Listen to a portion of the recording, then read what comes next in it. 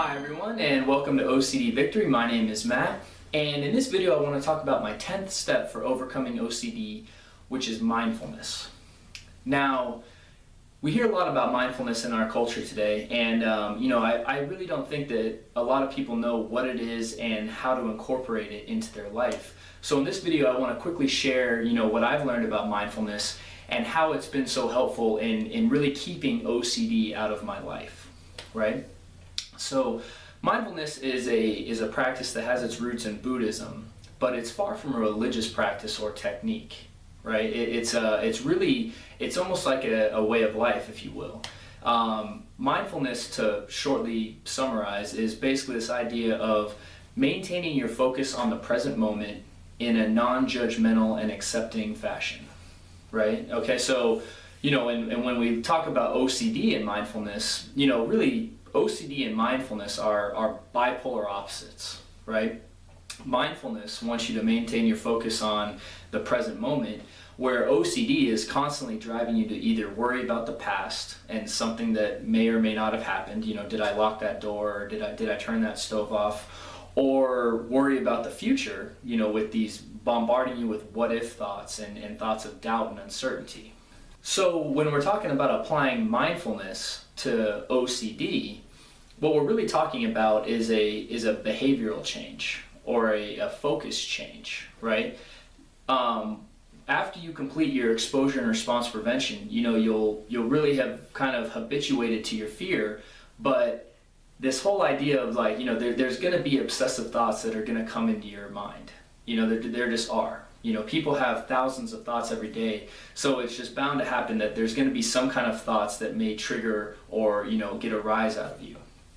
And the whole idea of mindfulness is to really be accepting and aware of those thoughts, but to not follow them into the past or the future. It's this idea of to say, okay, look, I had a thought, and then kind of move on to the next moment, right? And just constantly maintain your focus on what's going on right here, right now. And the more you do that, what virtually happens is that you're not feeding your OCD, right? You're starving it. And the more you do that, the more OCD is going to kind of diminish from your life. So to quickly share an example or an analogy of what mindfulness might look like, I want you to think of the idea of your thoughts being a river or a stream, right? And a river or stream that's just flowing, okay? And you're constantly having thoughts come in and then go out, right? And this idea of mindfulness is that if you were standing on a shore bank and just watching the river, that's really your goal with your thoughts, right? Is just to be an observer or a spectator of them. With OCD, what happens so often is it entices you and it tries to kind of suck you in and get you out of the present moment, right? Which is virtually like the same thing of like jumping into the river and getting caught up with your thoughts, right? So really with mindfulness, what your goal is to get out of the river and kind of stand on the shore and just watch it as it goes and observe it, right? And the more and more you do that, what's going to happen is the less and less OCD is going to really have any kind of grip on you or really have any control over your life, because you won't allow it to, right? You're just going to observe it and allow it to go and allow it to pass. And the more you do that, the more freedom you're going to find from OCD. So for more information, feel free to click the link below and you'll be taken to my blog, where I've uploaded some resources on mindfulness and everything from descriptions about it and articles about it to some short practices that you can start incorporating in your daily life. And the more and more you incorporate mindfulness, the more and more freedom that you're going to find from OCD. Right? Mindfulness was really key in me maintaining my freedom for, as many years as I have from OCD, is because I really make an effort to incorporate a mindfulness practice into my daily life.